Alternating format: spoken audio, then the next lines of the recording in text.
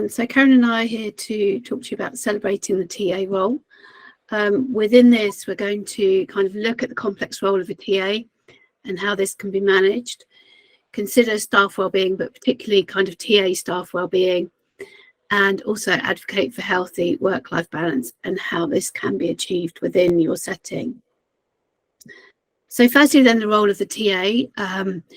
This was first introduced by the new Labour government more formally in their agenda to try and upskill workforce and also to try and take some of the pressure off teachers within settings. So the role has changed kind of exponentially over the years, but also we've seen numbers really move as well. So you can see kind of from the screen that in the years between 2019-20 and 2021-22, we had this increase of nearly 4% just in TA numbers, whereas full-time equivalent teachers only increased by 1% in the same time. We don't have figures for those who are working as unqualified teachers, unfortunately, because they are kind of all lumped together with teaching assistants rather than separating those figures out. And as I said, this role has hugely evolved over the time, looking at how to support those in schools and also meeting those expectations that are placed on TAs. The continued expansion of the workforce has created opportunities for TAs, though, with their varying titles and job descriptions, and we are now seeing more TAs take on this more kind of pedagogical role in order to improve learning outcomes for pupils. So in terms of numbers, as you can see, in 1997, when the new Labour government really kind of made this role quite formal, we had numbers around 61,300, and in 2022 we had kind of 275,812 TAs working within schools and settings, and now TAs make up 33% of the school's workforce in primary settings and 25% of the school's workforce in secondary settings. So you can see that they are a huge number of the workforce within schools and settings, and hugely important. And you can see from the graph here that within kind of full-time equivalent members of staff within schools, we haven't really seen that much of a move in teacher numbers, which is that bottom blue colour, but the turquoisey colour of TAs, you can see that year on year those figures are increasing from 2012-13 through to 2022-23. And we also had that huge kind of expansion of numbers of TAs from 1997 as well. So as I said, they make up, you make up a huge percentage of the workforce within schools, almost equal to the numbers of teachers now, although kind of they are slightly lower. So as I said before, there is no data detailing how many of these TAs have HLTA status or how many of these TAs are working as unqualified teachers. HLTA status was evolved by the new Labour government also in 2003, and this was part of their agenda to upskill the workforce, particularly in schools and within education. So they did a number of initiatives in order to do that, and one of those was to qualify and upskill TAs and to provide HLTA status training for free. Up until 2012, we saw 39,000 people gain HLTA status with that kind of free initiative in order to do that. But since 2012, the coalition government ceased funding in this area as part of those kind of constraints around funding. And so we have seen HLTA status decrease dramatically. And it is now much harder to get HLTA status, particularly because TAs have to pay for that themselves. So in terms of the TA role, as I said earlier, this has evolved immensely from the original idea of what a TA would be in supporting the teacher and being an assistant to the teacher. We're seeing much more now that it's a much more pedagogical role, and that teaching assistants in those various different forms are doing a lot of very different things within the classroom. Some research states that they have 48 different job titles for a TA that have been recognised, and 11 different characterisations or categorisations of the role, from general classroom assistant right the way through to kind of unqualified teacher status, where we're seeing TAs used as unqualified teachers, targeted in-class learning support, and targeted intervention delivery. So TAs, where they were introduced as kind of assistants within the classroom to take some of that stress and some of that kind of administration role of teachers, are now being used much more as kind of educational support to the teacher, the school, and the classroom and the pupils. So in terms of effectiveness, is HLTAs tend to take on more of a pedagogical role, or historically they have. But what we're noticing from our students particularly is that we're seeing TAs who haven't got HLTA status also taking on some of these kind of much more pedagogical roles. So they are being asked to work some parts of the week as a unqualified teacher.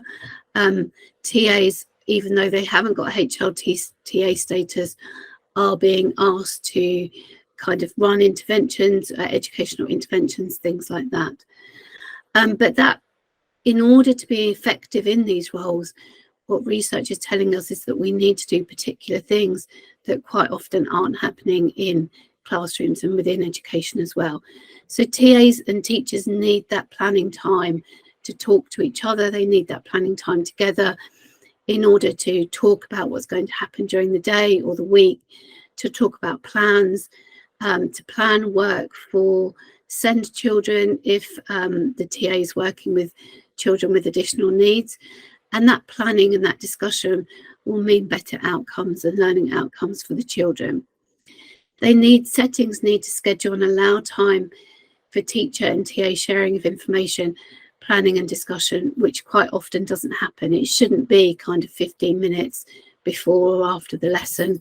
It shouldn't be that the TA is going in for those 15 minutes without pay. It should be planned in and worked into the time that you're paid for. And in terms of the impact, so for the role to be effective, you have a huge amount of impact on the classroom. You're impacting in a positive way the child or the pupils and the whole classroom's kind of health and well-being, their education and learning. We know that if a TA is working within a class, whether that's on a one-to-one level or kind of as a whole class support, then those educational outcomes are much more positive, which leads to better achievement. And also kind of a lot of TAs are working on those more one-to-one kind of tasks that the children need to do around kind of socialization and things like that. They're helping those children to become part of the classroom and part of the school environment and community. But it's not just a positive impact that they have on the children and young people.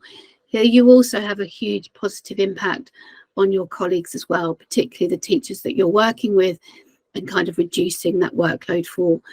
So you can impact positively on the health and well-being of your colleagues, reduce workloads of your colleagues, which was kind of the purpose of the role as well.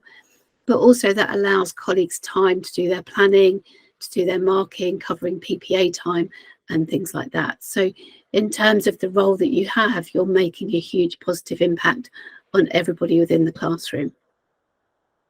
And in terms of benefits to the school or the setting, as we've seen kind of TAs referred to within research as unsung heroes, that you are undervalued for the money that you represent, and that is because of this huge role that you have, and also the amount of time you're putting into the role, which a lot of that potentially is not kind of paid time either. You're integral to pupils' learning and well-being, so you're an integral cog within that school and within that classroom. And quite often the school and the classroom would not function as well as it does without a TA in it. You've been referred to as the engine of the school, and again, kind of a really important cog within that school, with the school not being able to function without it. I'll just pass over to Karen now.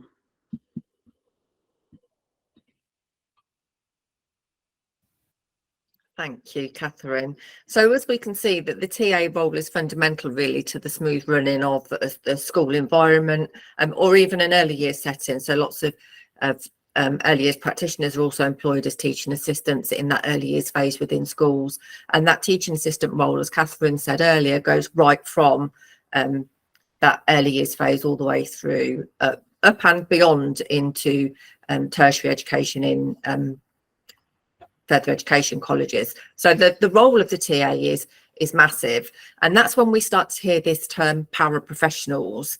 So the theory in the literature shows us that the teaching assistants are the ones that are dealing with the most complex challenges and dire need in children's individual circumstances, and because of that, children need to be exposed to people that have got the most creative minds, the most responsive relationships with them, and that's why Brown tells us that teaching assistants create that exposure to creativity, to that interpersonal effective thinking, to helping children develop those relationships, and the children rely on you to support them to develop those key skills that clutter the workload of the teacher and enable them to get on with the pedagogy of teaching.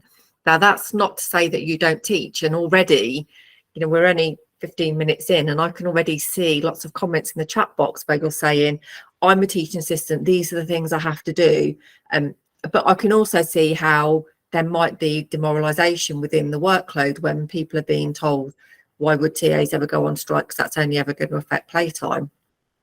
As teaching assistants, you have a huge role to play in the context of the experiences for children within your settings. Not only the impact on the children, but the impact on the parental relationship with the setting, as well as within your colleagues' relationships with you and with each other, but also with the teacher's relationship with the children, because more often than not, it's the children that are the most needy, the children that are most vulnerable, the children with the most perceived issues and problems that the teaching assistant spends most of their time with, while the teacher teaches the rest of the class the competencies, skills and knowledge that they need. You're the ones that support those vulnerable children with all that other knowledge and skills that they need to be able to participate in those taught sessions within the classroom.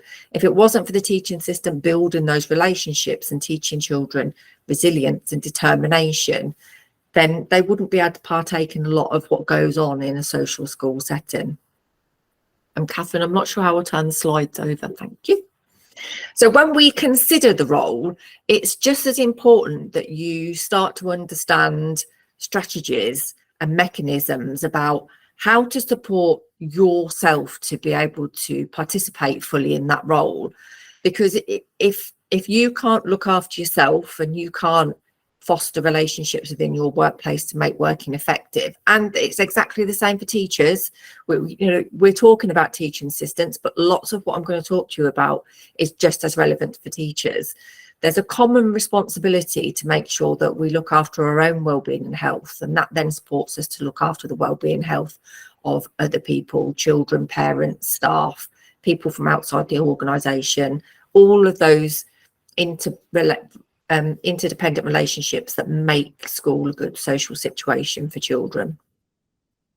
Thank you. So I'm going to focus primarily on well-being and resilience. And while I'm talking to you, I want you to engage a bit with the things I'm saying. So there might be times when I stop and ask you to give me a response. So we can either do that verbally, or you can do that. I'm sure we can do that verbally. Somebody will tell me if we can't, or to do it through the chat box. So I'm going to be asking you things about what's it like in your setting, what good practice have you got to share, but also looking at what doesn't work as well, and how can we help and give you strategies to embed more creative thinking within your workplace to make that wellbeing and resilience high on the agenda.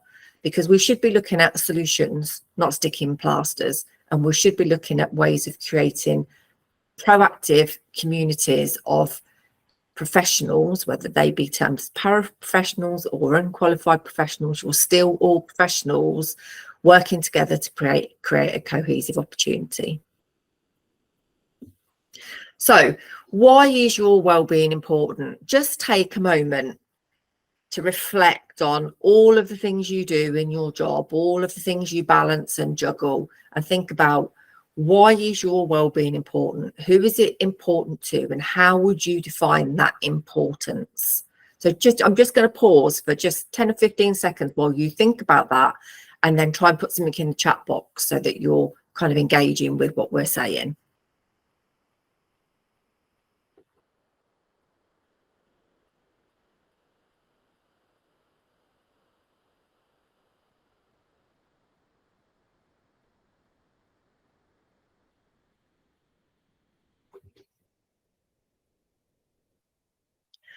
So I'm sure some of you are busy typing a response. So while you're doing that, I'm going to carry on just chatting to you. So the World Health Organization tells us that well-being is a state of complete physical, mental and social well-being, and it's not merely the absence of disease or infirmity. So that tells us, that definition creates to us that picture of, it's all these different pieces of a jigsaw puzzle fitting together that give us the ability to function on a day-to-day basis. It's not just about whether we're poorly or whether we've got infirmities that we need support with, whether that be disabilities or learning needs or any social needs. It's about creating that holistic picture of who we are as individuals. And to be able to do that, we need to be comfortable in who we are and what we're doing. And part of that is about understanding the role you play in the social construct that is education. Because if you're not comfortable in the job that you do, or the things that you're asked to do, or the perceptions that other people put on you, that creates an internal flux where your status quo is not quite stable. And that encourages you to question what you're doing and why you're doing it. So we need that sense of comfortable. Comfortable is not just about snuggling up on a winter's night in a cozy blanket in front of the fire. Comfortable is that intrinsic feeling of knowing and understanding who you are and what you're doing and what you're about, and the importance of that, and knowing where you fit in that organisation and the impact that you're having on all of the people that you encounter on a day-to-day basis. Part of that, sorry, Catherine, part of that World Health Organization mandate talks to us about being healthy. So well-being is about our health, but it's not saying that to have high well-being, we have to have perfect health, but it's about understanding where we can go and get support to be able to mitigate against anything that's causing us a problem, so that we're then able to carry on and that we're able to be resilient and face challenges and still make a positive impact into the jobs that we're doing and the lives that we're touching. And that comfort and health together should be able to create a sense of personal happiness for us. So there are lots of things we're going to talk about in a moment that will help you to understand what is the priority of health and well-being in your setting, and how can we either share that as good practice, or how can we embrace it and embed it and give other people ideas to foster and support that same sense within their own workplace. So what does well-being look like in your workplace? So I've seen you've given me some lovely comments, and hopefully when we do Q&A at the end, we can come back to some of those comments. So take a moment to now think about, what does well-being look like in your workplace? Think about what sorts of things your organisation does, your setting, your school, your teacher, the other colleagues, the other teaching assistant colleagues that you work with, the parents, the children. What does well-being look like for them in your workplace? I'm just going to give you a minute to I can see the frantic typing happening in the background.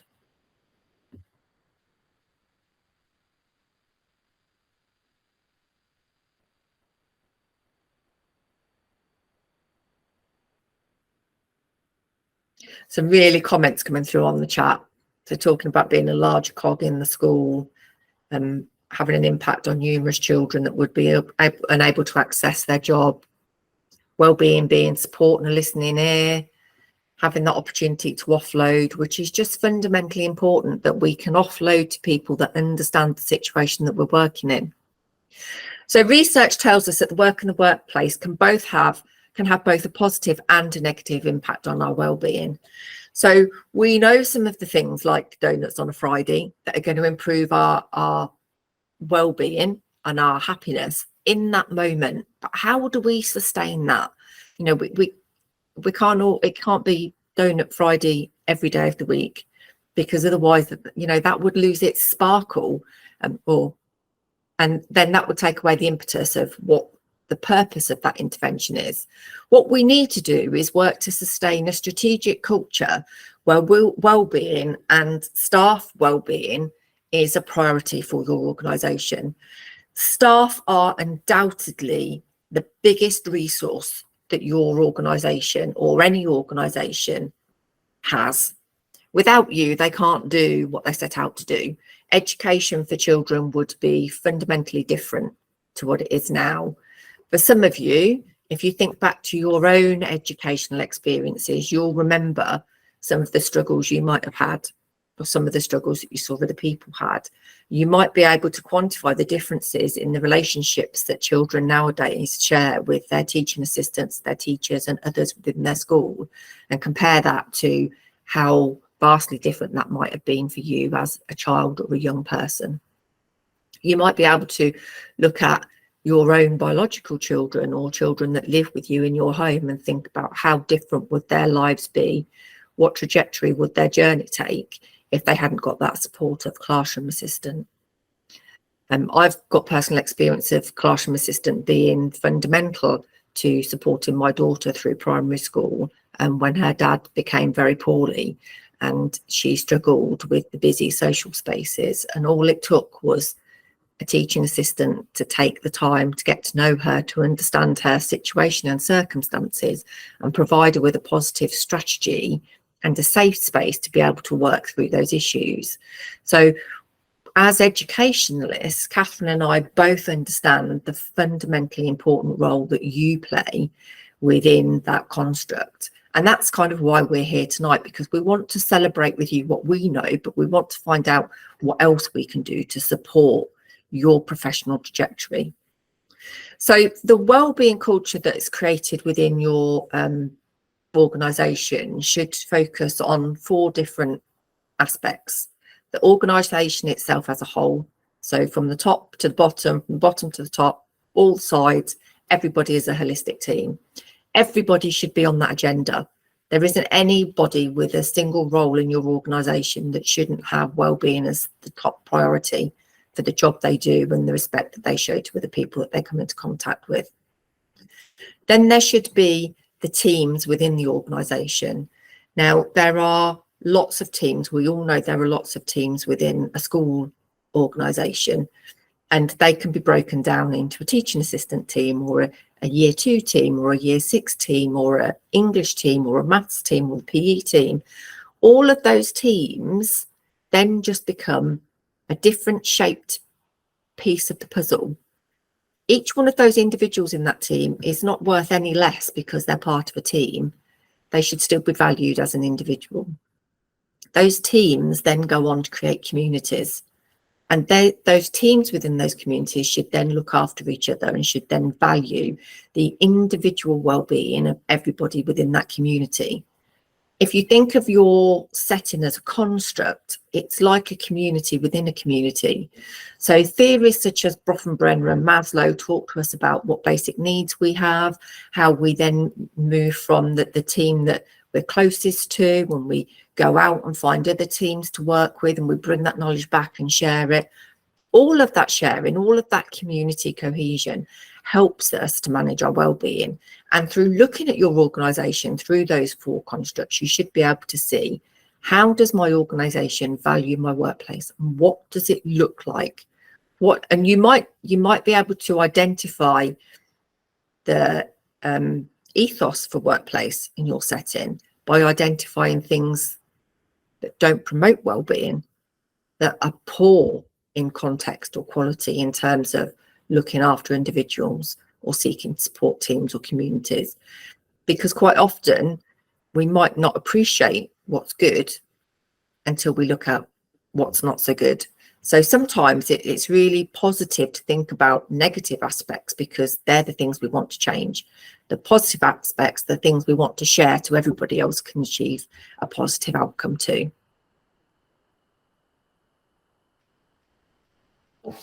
So if we then strive to work to make wellbeing a priority, what sorts of things should we be looking at doing and implementing within our workplace?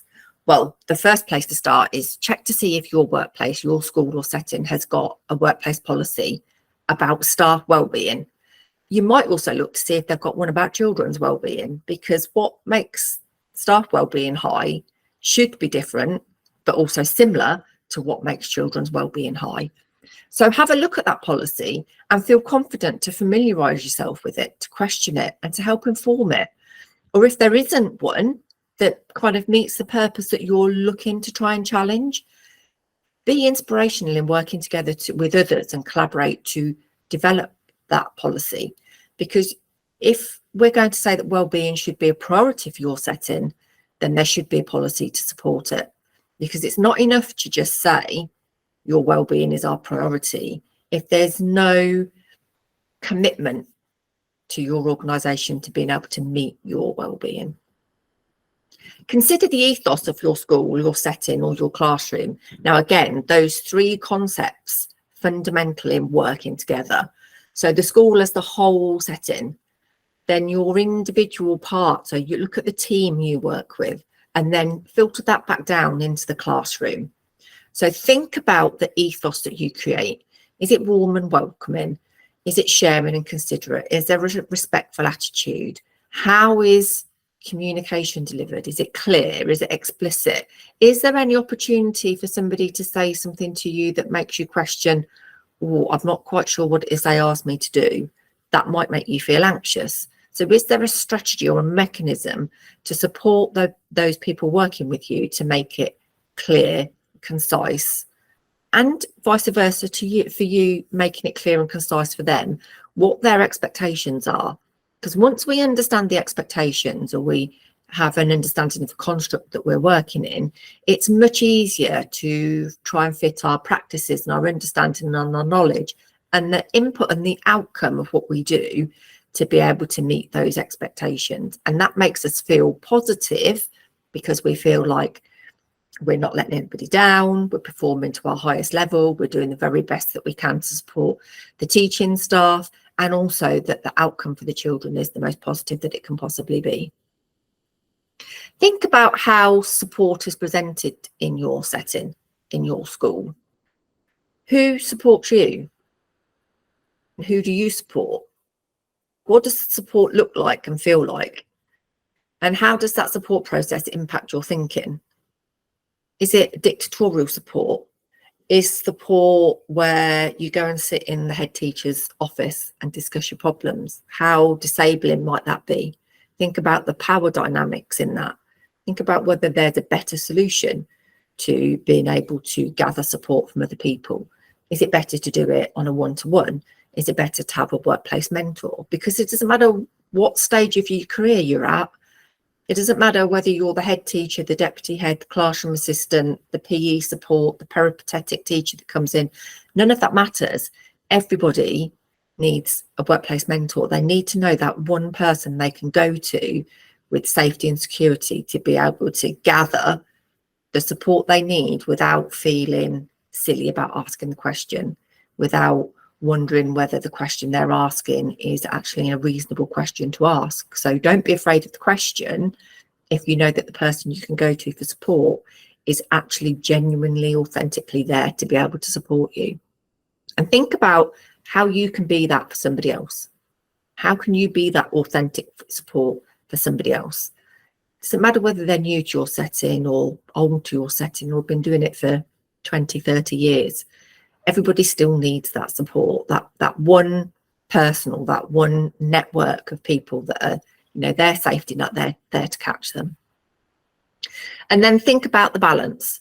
So think about whether the support, the prioritization of your well-being, is it thoughtful and respectful? Are there boundaries that are also respectful and respected by everybody? Is the workload fair? Is it realistic and acceptable? And how do you impact the balance? Do you do your fair share? Is there more that you could do? Is the more that you could do reasonable? What would the impact of that more be? Is there any opportunity for the teacher to do more to support you to understand the pedagogical practices that they're applying? Or is there just an assumption that you know what it is that they're talking about? Like Catherine said earlier, is that opportunity there for the teaching assistant and the teacher to sit together to plan? You're the ones that are managing interventions with children that are specifically designed to support their learning, to move them on to the next stage. If you don't understand what it is that you're trying to support them because it's not been articulated to you clearly, how can you ever come out of that intervention feeling as if you've done a positive job? So think about, what does it look like in the workplace as a whole? What's the culture and ethos within your specific area of the organisation? How is support presented to you, and how do you present it to other people? And how do we work to create that balance within all those different constructs within the job that you do on a day-to-day? So when we talk about well-being, we often link that really closely with resilience. So resilience can be seen as the ability to take things as they come, to be able to bounce back, to have that really positive can-do attitude. And they're all perfect examples of resilience. But resilience is not about stoically managing adversity or just ploughing on regardless of all the chaos that might be going on around you. And that chaos that's going on around you might be disorganisation within the workplace. It might be the teacher not performing well because she's not being supported, or children are doing their own thing. So think about what adversity might come along towards you on a day-to-day basis that impacts on your resilience. Because when we become resilient, we have that really high perception of self-care and self-esteem. We develop that emotional intelligence that helps us to be optimistic, half full, not half empty. Think about the positives, think about the positive impacts. The things that go wrong, they're the lessons that we learn. Don't see those things that go wrong as a failure. See them as an opportunity to learn something that today you didn't know. Because if you'd have known the answer to those problems, it wouldn't have gone wrong in the first place. If you'd have given yourself more time, or applied more energy, or had more resources, or thought a bit more about how the purpose of the activity was articulated, or just taken a breather, an opportunity to reflect, a few minutes to just say, okay, this is what I'm doing, this is why I'm doing it, this is how it's going to work, this is my plan B, this is my backup, this is what I'm going to do if it goes wrong for that child, this is what I will do if the behaviours are not what I expected, this is the area that I'm going to move to, these are the distractions that I'm going to come across. Sometimes we just need to take those few minutes just to take a breath, to take a reflection, and then use that reflection to positively support our resilience going forward. Because if we're planned and prepared, there's less likelihood of things coming across that we're not expecting. So we demonstrate resilience when we learn from every opportunity, and when we know where our strengths are and we know where to gather support from to support our weaknesses.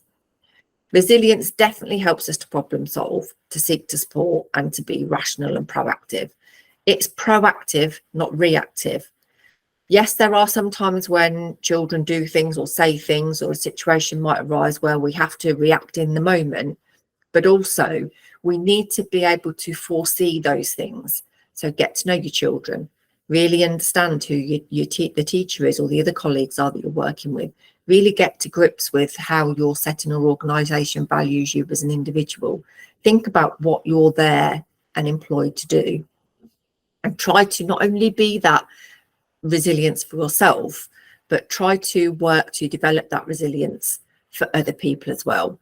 And if other people see you practicing high levels of well-being and resilience, and then finding your job much easier because you're ready and prepared and you've got that bag full of strategies to support you, they're more likely to then develop some of the skills that you're using, because your positive attitude, your positivity in the work that you do will become a reflection of who they want to be, and they'll see you being successful, and that only ever attracts people that want to feel the same. So I could ask you, what does resilience look like? I asked you earlier, what does well-being look like? Well, on my slide here, I've got a whole range of different cups of tea and coffee and hot chocolates and all sorts of things, because resilience is very much like the cup of tea that you have in the morning. It's different for every single one of us. Resilience isn't one size fits all. What makes me resilient might not make you resilient. The skills and attitudes and attributes I need to be resilient in my job might be different to the ones that you need. That's because we all come from an individual place, and we apply that to the children we work with ongoing, day in, day out. We accept their idiosyncrasies, we accept their foibles, and we work with them because we recognise them as unique individuals with their own set of baggage that they bring with them. We're no different. So my resilience is going to be the cup of coffee in the middle with the red love heart on it. But that might not be your resilience. So don't try to shoehorn what you need to fit somebody else's definition or prescription of resilience. Try to define what you need for your own resilience and use that as your working ethos. Let that be your guide in terms of, this is what I need to be resilient. And these are the skills and attitudes. This is the store of tools in my toolbox that I need to take with me to show people that I am good at my job, I am committed to what I'm doing, and I am making an impact for the children that I work with. That's what will help you and support you to be resilient. Now, lots of you have talked really eloquently about strategies to develop resilience and well-being. You've talked about being a cog. I've talked about being a piece in the jigsaw puzzle. My little image here of this little man gripping onto this chain, in the midst of that flux, that struggle of holding everything together, is a determination to show commitment to the children whose lives you're changing. And you are undoubtedly changing lives. We go back many slides before this evening and look at all those paraprofessional skills that we were talking about. You'll see you're the ones that are supporting children to have a good social experience within the school education. You can only do that if you're engaged. You have to be engaged in their learning journey, but not at the detriment of your own learning journey. Your learning journey is what sustains and supports you to be able to sustain and support them. So you can't drink from an empty cup.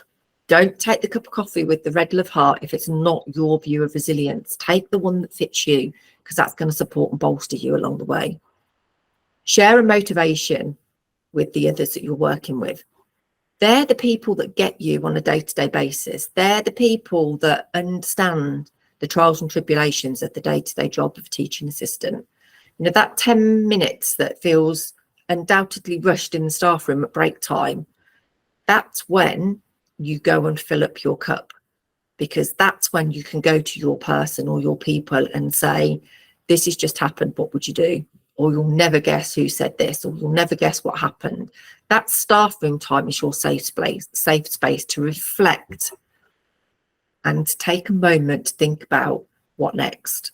And the people within that staff room should be the ones that are there to support you with wellbeing and resilience. Always have an open mindset. If you close your mind to the possibilities or to opportunities that you might see as frightening, you might see them as exhilarating, but also fearful. That once you close your mind to those things, you turn off the tap of possibility. You need to embrace every opportunity to learn, because that's what we want children to do. And if we can't do that as adults, how should we expect young, vulnerable children to be able to do that? So we'll think about, what can I learn from this situation? We come across lots and lots of students between us who talk about, I don't see the point in reflection. It's been, it's done, I can't change it. No, you can't change it, because it has been, but you can change it if it happens again.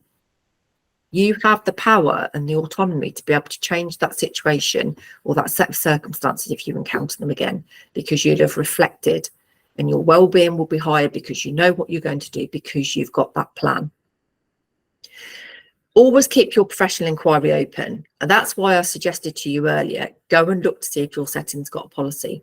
go and look to see what your governing bodies say about the resilience and well-being of staff, because that personal professional inquiry and that ability to collaborate with others to develop and redevelop and reflect and keep manipulating the policies and processes you work with is only ever going to make well-being and resilience higher on the agenda in your workplace. The more valuable you are to your setting, the more they'll take notice of what it is that you need to carry on being valuable and proactive. And then you'll really start to build that community of learning where you're all going in the same direction. You don't have to be on the same page, but you're all going in the same direction because you all know what the positive possibilities are and the impact that you're going to have.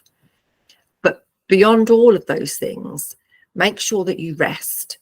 Do the things that you find relaxing. Do the things that you find exhilarating. You have to fill your cup to be able to share that with other people. Because if you don't go out and do exciting things, if you don't go out and learn new things, if you're not talking to different people about different things, if you're not reading or watching things on the TV or applying that professional inquiry elsewhere, you'll have less things to share with children, with your colleagues, with other practitioners, teachers, teaching assistants, heads, phase leads that you come across. So you need to develop that vibrancy in yourself so that you can keep sharing it and sprinkling it amongst the other people that you come into contact with. So rest, refuel, and reflect. Reflection is key because it teaches us where we've been and what we've done and how we can change that going forward. So before I hand back to Catherine, if we root for each other, it makes it easier for us to watch each other grow. If we stand singular and on our own, doing our own thing, regardless of anybody else, it makes it harder for us to put down roots and to understand the context of the workplace and the connections that we're making within it. So let's root for each other and watch each other grow.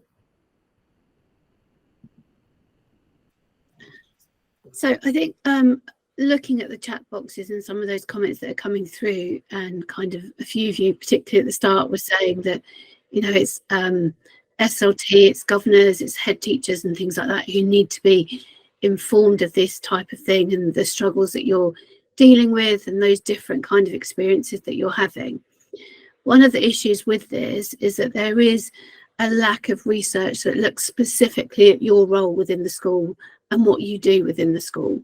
There's research around how TAs or learning support assistants might work with children with additional needs. There's research around kind of how interventions work if they're conducted by TAs or learning support assistants and things like that.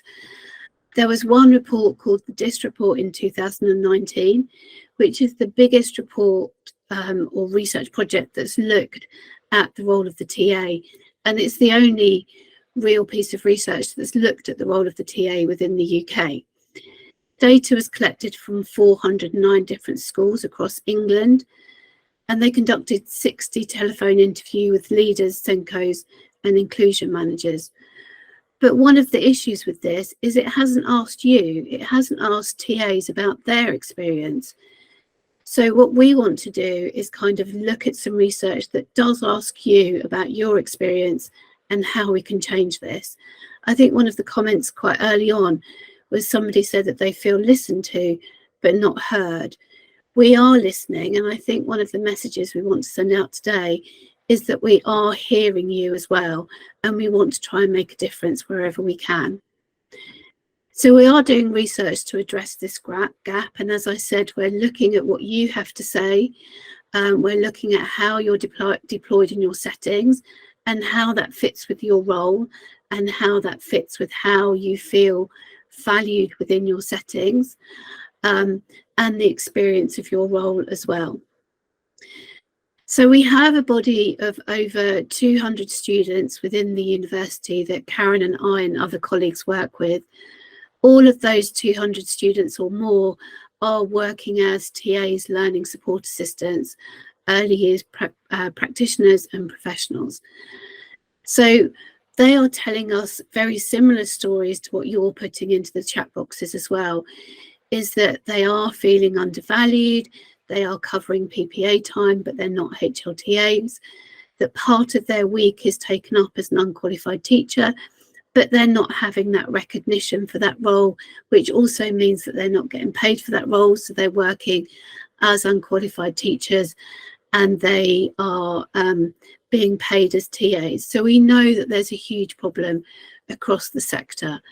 And what we want to know is kind of understand much better the picture across the country, how you're deployed, what your impact on learning and development of children is, how you work with the children, and how decisions are made around your deployment of the workforce as well. So what we're doing is we have an online questionnaire which is going to all TAs, or as many TAs as we can, to complete the questionnaire for us. We're also doing focus groups with students that we work with, but we would also like to extend that out to focus groups with other TAs that are not our students, to hear your stories as well. And we can do those online, so you wouldn't have to travel or anything like that. And we're also hoping to do online semi-structured interviews with head teachers and setting managers to see why they make those decisions around your deployment, why they're using kind of TAs as unqualified teachers, but not being able to recognise that. We can kind of assume some of those issues, particularly around financial constraints, but especially at the moment, where we know that the government are expecting schools to use their budget in order to pay for staff and in order to pay staff more, which is obviously not fair. Funding is a real issue, but unless somebody kind of gathers that information in a more formal way, what we're hoping to do is, if we can gather that information, then we can try and make a difference and try and prove to somebody in government that actually this is the current picture within our schools, that schools do need more funding, that TAs need to be paid more and need to be valued more. We've seen as well, kind of from the start, in that your role has changed exponentially across the last 26 years. And I think part of the problem with that as well is not just funding, it's also that the government don't recognise the changes in the role. So as I said, it was kind of formally put in place by the new Labour government in 1997. We've had various different consecutive governments since then who have made different decisions around funding, but they don't necessarily understand the role that you do.